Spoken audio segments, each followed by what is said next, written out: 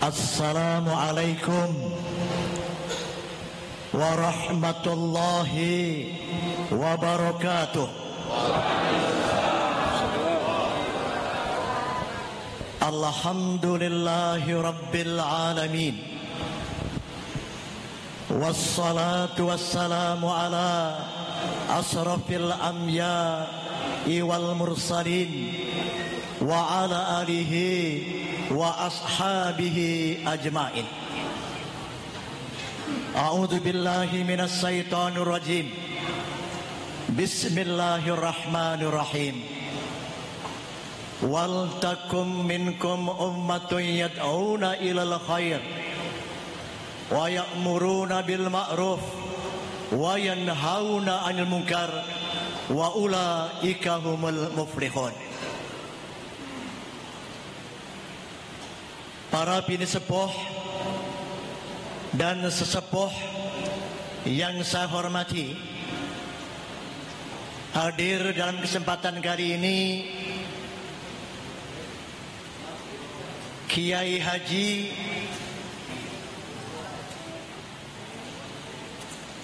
Fahmi Muqaddas dari unsur PP Muhammadiyah,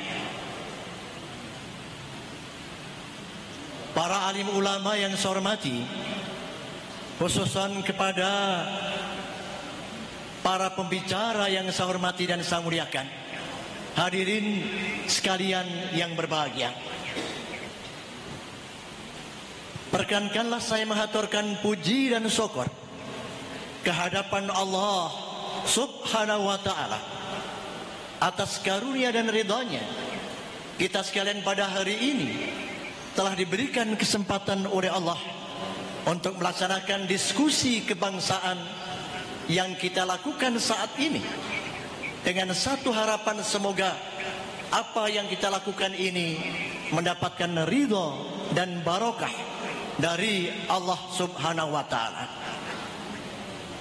Hadirin sekalian yang berbahagia, sesungguhnya diskusi kebangsaan dengan tema rakyat menuntut pemakzulan Jokowi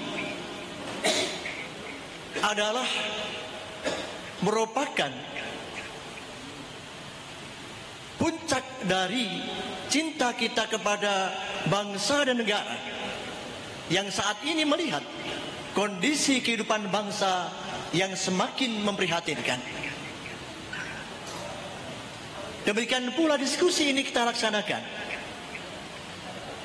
merupakan puncak dari kekecewaan rakyat dan bangsa Indonesia atas kondisi para pejabat negara yang berkhianat kepada rakyat dan bangsanya, yaitu ketika kebijakan negara saat ini semakin jauh dari cita-cita proklamasi kemerdekaan bangsa.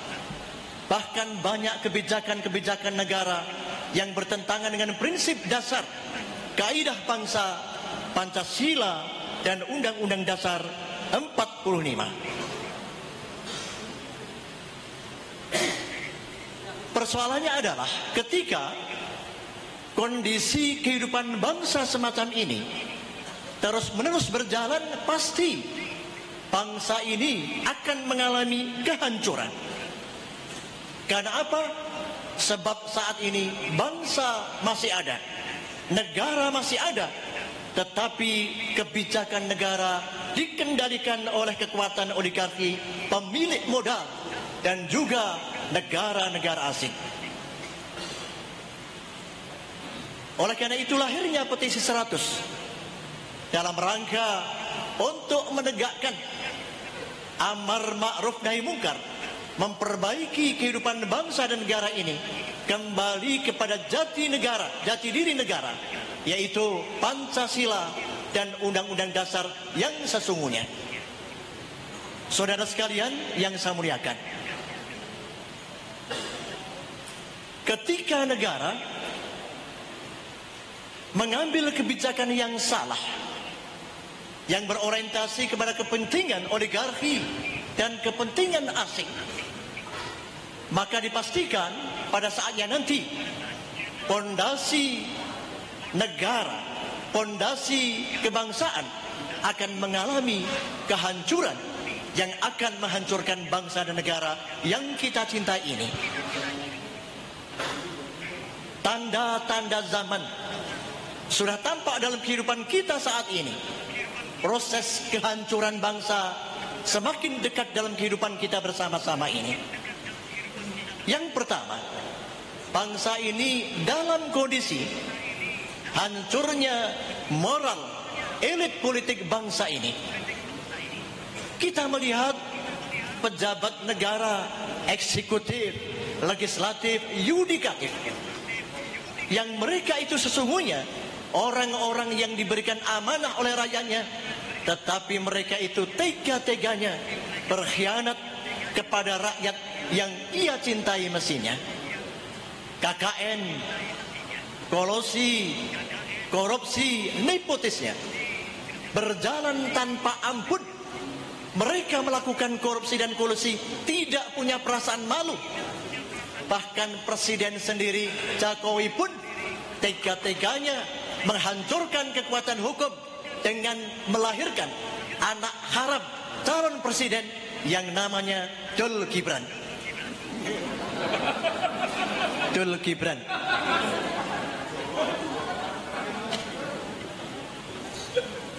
Kondisi semacam inilah yang diperparah elit politik bangsa ini yang tidak berkorban apapun juga dalam kemerdekaan bangsa. Sekarang ini tiga-tiganya aset bangsa, kedaulatan bangsa digadaikan kepada asing. Yang sementara itu, waktu itu para syuhada dengan darah, air mata dan jiwanya merebut kedaulatan kemerdekaan dari Belanda. Kondisi inilah yang bisa dikatakan bahwa elit politik bangsa sudah menjadi pengkhianat bangsa. Yang kedua, kita melihat saat ini proses hancurnya pondasi kehidupan bangsa yang terkait dengan persoalan hukum. Indonesia adalah negara hukum. Pasal 1 ayat 3 mengatakan Indonesia negara hukum, tetapi dalam praktek kenegaraan hukum ditegakkan, tidak lagi berbicara tentang keadilan rakyat dan kebenaran, tetapi hukum ditegakkan demi kepentingan kuasa. Benar? Demikian pula kita melihat hukum ditegakkan tebang pilih. Orang-orang yang cinta kepada negara memberikan sikap kritis kepada negara ini, dianggap sebagai orang yang anti Pancasila, orang yang anti NKRI. Sementara orang-orang yang melakukan korupsi, tetapi kalau dia itu kroninya Jokowi, aman-aman saja.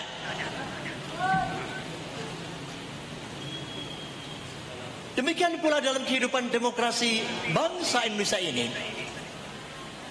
Saudara sekalian yang saya hormati, kita melihat saat ini demokrasi Indonesia mengalami kemandekan. Demokrasi bangsa ini dalam cengkeraman kekuatan oligarki asing dan asing. Demikian pula kita melihat secara nyata tidak berlangsungnya trias politika, eksekutif, legislatif, yudikatif, yang semuanya dikendalikan oleh kekuatan asing, pasti akan merusak kehidupan bangsa dan negara yang kita cintai ini. Saya melihat secara pasti semua kebijakan negara tunduk kepada proposal asing dan asing. Hadirin sekalian yang berbahagia, persoalan yang keempat adalah negara dan bangsa saat ini mengalami kehancuran fondasi ekonomi bangsa. Pasal 33 Undang-Undang Dasar 45 yang pada prinsipnya menyatakan aset bangsa ini harus dipergunakan seluasnya untuk kepentingan bangsa dan negara, saat ini dipersembahkan, digadaikan kepada asing dan asing. Rakyat menderita tanpa peduli apapun juga. Oleh karena itulah saya ingin mengatakan sudah saatnya Islam mengajarkan wa qul ja'al haqqu wa zahaqal batil innal batila kana zahuqa. Katakanlah yang hak telah datang, yang batil akan lenyap. Sesungguhnya kebatilan itu akan lenyap.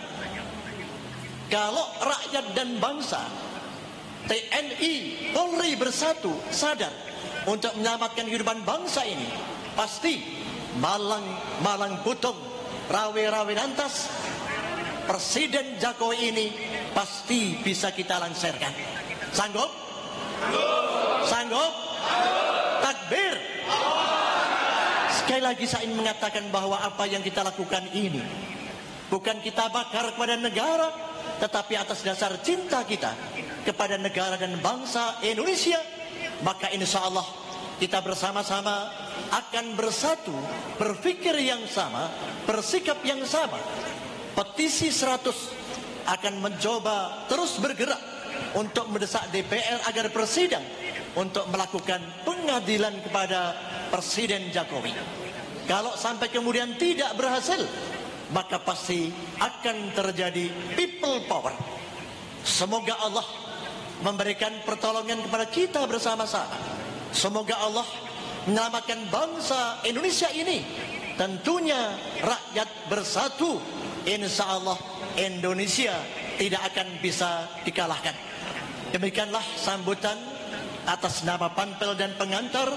Semoga apa yang kita lakukan ini mendapatkan ridho dan barokah dari Allah Subhanahu wa taala. Aqulu qouli hadza wastaghfiru innahu huwal ghafurur rahim. Billahi taufik wal hidayah. Assalamualaikum warahmatullahi